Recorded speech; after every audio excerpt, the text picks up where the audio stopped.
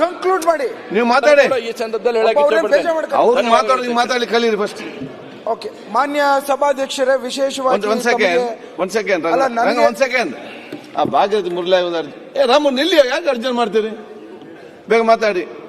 ನೀವು ಬರೀ 3 ನಿಮಿಷ ಕೇಳಿದ್ರಿ, ನಾನು ನಿಮ್ಗೆ 5 ನಿಮಿಷ ಕೊಡ್ತೀನಿ, ಮಾತಾಡಿ. ಎಲ್ಲರೂ ನನಗೆ ನೀವು ಕೇಳಿದ್ರೆ ನಿಮ್ಗೆ ಈಗ ಮಾತಾಡಿ, ಕಂಟಿನ್ಯೂ ಮಾಡಿ. ನೀವು ಈ ತರ ಕಡಿಮೆ ಹಾಕಿದ್ರೆ ಹೆಂಗೆ ಮಾನ್ಯ ಸಭಾಧ್ಯಕ್ಷ? ಸ್ಟಾರ್ಟ್ ಮಾಡಿ. ಮಾನ್ಯ ಸಭಾಧ್ಯಕ್ಷರಿಗೆ ವಿಶೇಷವಾಗಿ ನಾನು ಧನ್ಯವಾದ ಹೇಳಲಿಕ್ಕೆ ಬಯಸ್ತೇನೆ. ಇವತ್ತು ಬಜೆಟ್ನ ಆಯವ್ಯಯದ ಬಗ್ಗೆ ಭಾಷಣ ಮಾಡಲಿಕ್ಕೆ ಅವಕಾಶ ಕೊಟ್ಟಿದ್ದಕ್ಕೆ ನಿಮಗೆ ಧನ್ಯವಾದಗಳು. ಅದೇ ನಮ್ಮಲ್ಲಿ ಗಾದೆ ಇದೆ ಮಾನ್ಯ ಸಭಾಧ್ಯಕ್ಷರೇ, ಸಾವು ಮನೆಗೆ ಮೊದಲು ಹೋಗ್ಬಾರ್ದಂತೆ, ಬಾಡೂಟಕ್ಕೆ ಕೊನೆಗೆ ಹೋಗ್ಬಾರ್ದಂತೆ. ಬಜೆಟ್ ಭಾಷಣ ನಾನು ಕೊಟ್ರಿ, ಅಂತಿಮವಾಗಿ ಮಾತಾಡಿದ್ರಿ, ಎಲ್ಲರೂ ಎಲ್ಲ ಮಾತಾಡ್ಬಿಟ್ಟಿದ್ದಾರೆ. ಏನ್ ಮಾತಾಡೋದು ಕೂತ್ಕೊಳ್ಳಿ, ಬೇರೆ ಮಾತಾಡ್ತಾರೆ.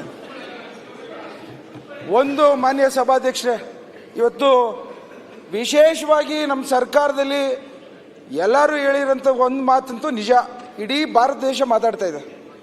ಇವತ್ತು ವಿರೋಧ ಪಕ್ಷದವ್ರಿಗೆ ಪಾಪ ಅವ್ರಿಗೆ ಯಾವುದು ದೊಡ್ಡ ಅಸ್ತ್ರಗಳು ಸಿಕ್ಕಿಲ್ಲ ಅವ್ರಿಗೆ, ಅದನ್ನು ನಾವು ವೀಕ್ನೆಸ್ ಆಗಿ ತಗೋಬಾರ್ದು. ಅವರು ವಿರೋಧ ಮಾಡೋದು ಅವ್ರ ಡ್ಯೂಟಿ ಇದೆ, ಮಾಡೋಂಥದ್ದು ಮಾಡಲಿ. ಬಟ್ ಆದರೆ ಇವತ್ತು ನಮ್ಮ ಸರ್ಕಾರದ ಬಗ್ಗೆ ಒಂದು ವಿಶೇಷತೆ ಏನು ಅಂತ ಅಂದರೆ, ಇವತ್ತು ಪ್ರಧಾನಮಂತ್ರಿಗಳು ಮೋದಿಯವರು, ಅಮಿತ್ ಶಾ ಅವರು ಅವರ ಸಭೆಗಳಲ್ಲೆಲ್ಲ ಕರ್ನಾಟಕ ಸರ್ಕಾರದ ಗ್ಯಾರಂಟಿ ಸ್ಕೀಮ್ಗಳ ಬಗ್ಗೆ ಹೊಗಳಿರೋಂಥ ಮಾತುಗಳನ್ನ ವಿರೋಧ ಪಕ್ಷದ ಬಾಯಿಂದ ಕೇಳಿದ್ರೆ ಬಹಳ ಸಂತೋಷ ಆಗುತ್ತೆ ಮಾನ್ಯ ಸಭಾಧ್ಯಕ್ಷರೇ. ನಮ್ಮ ಕಾರ್ಯಕ್ರಮಗಳನ್ನ ನೀವು ನೋಡ್ತಾ ಇದ್ರೆ ನಮ್ಮ ಚಾನೆಲ್ ಅನ್ನ ಸಬ್ಸ್ಕ್ರೈಬ್ ಮಾಡಿ, ಪಕ್ಕದ ಬೆಲ್ ಐಕಾನ್ ಒತ್ತಿ ನಮ್ಮನ್ನ ಬೆಂಬಲಿಸಿ. ಹಾಗೆ ನಮ್ಮ ಕಾರ್ಯಕ್ರಮಗಳನ್ನ ಲೈಕ್ ಮಾಡಿ, ಕಮೆಂಟ್ ಮಾಡಿ, ಅದನ್ನ ಬೇರೆಯವರಿಗೂ ವಾಟ್ಸ್ಆಪ್ ಮೂಲಕ ಶೇರ್ ಮಾಡಿ.